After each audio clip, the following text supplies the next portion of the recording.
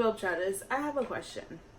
Am I the only person that decides that I want to have a trip, looks for great deals and prices and bus tickets or plane tickets, books the tickets, and then try to get my time off approved?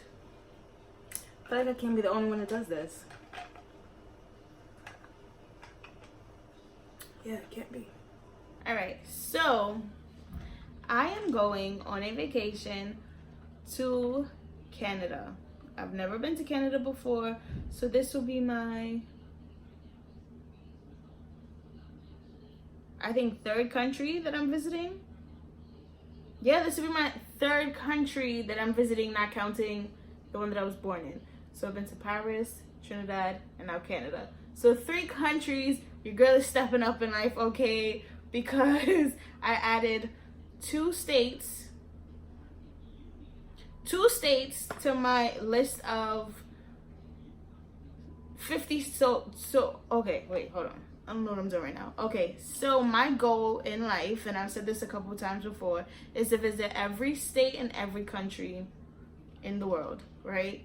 My stats were like 2 countries, 8 states, and that was before the start of this year.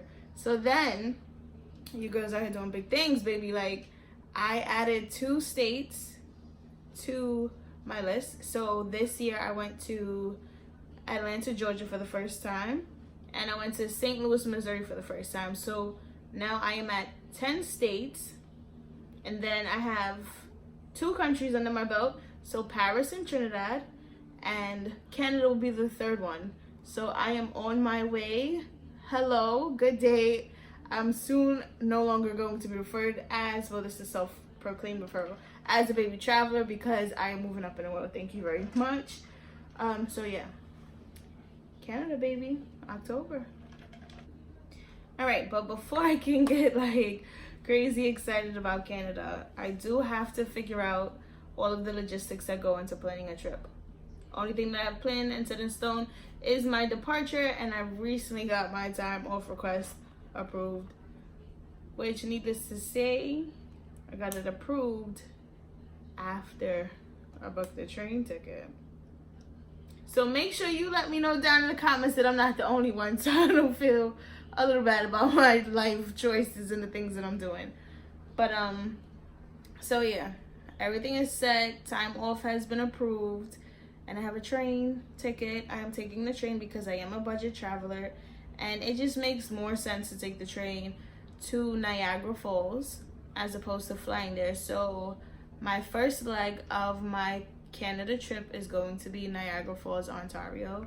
I don't remember how much the train ticket, how long the train ticket is. Like, what am I talking about? I don't remember how long the trip is on the train.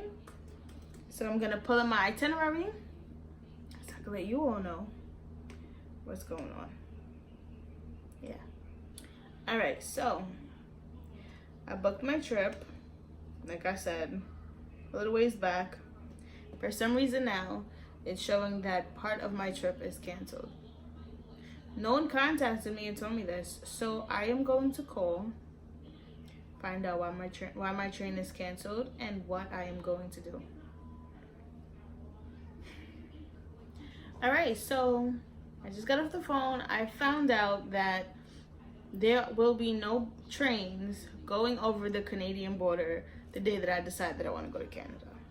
However, my trip is not canceled and all is not lost. They set it up to where it is, okay, originally my trip was supposed to be a 9-hour train ride from New York City to Niagara Falls, Ontario. Now it is still a 9-hour train ride. However, I have an hour bus ride after that. So the train is going to take me as close as it possibly can to the Canadian border. Then I get off this train after 9 hours and 14 minutes, and I get on a bus for an hour and 10 minutes, and then the bus will take me to the equivalent of, I want to say, customs in the airport. So it's gonna take me to the Canadian train or bus line customs. I have to show my passport to enter the country, and then I am in Canada. I need to book a hotel. I'm doing this very late in life because I'm not going on this trip by myself. No shade to my friend who's taking forever, but yeah, that's why I'm so late in the game. It's August and I go in October. It's like end of August and I go in October. I would have had the trip booked already if I was going by myself. But moving on, I don't want to deal with much of a hassle like lugging around a big old heavy suitcase, so I'm gonna pack really light, and I want something close and convenient. So I am going to look up hotels on Groupon, and figure out where I'm gonna stay.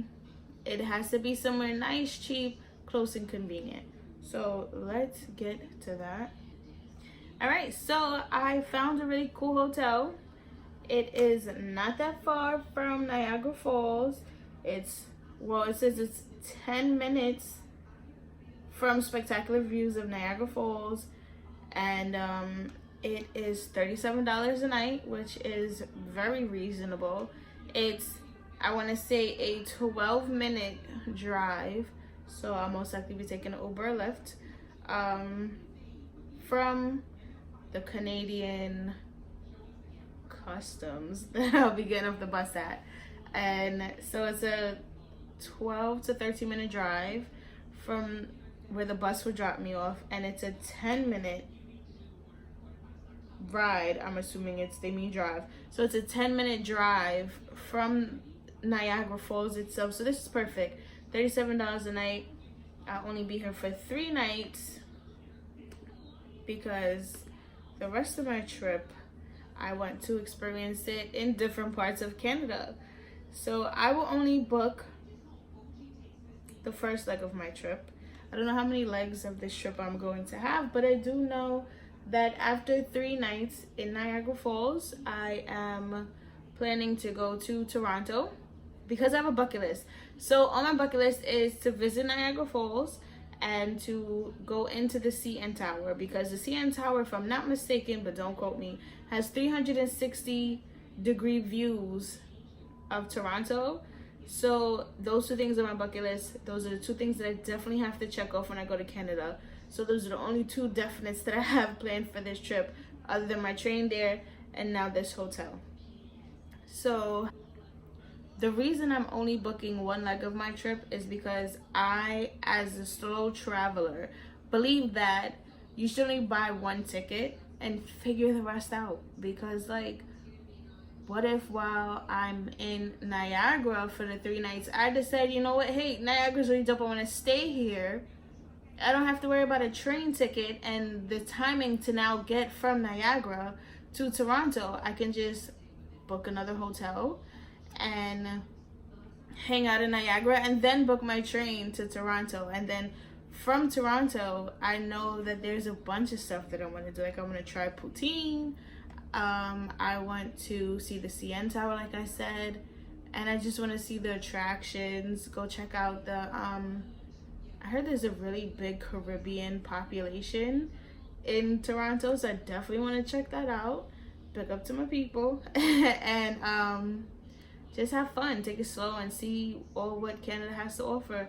So that is why I am only booking the first part of my trip, because I don't know where Canada and this trip will take me. So yeah, that's it. If you've been to Canada, please comment below things that I should see, things that I should check out, and I can't wait to see you on the next video. Have a great night.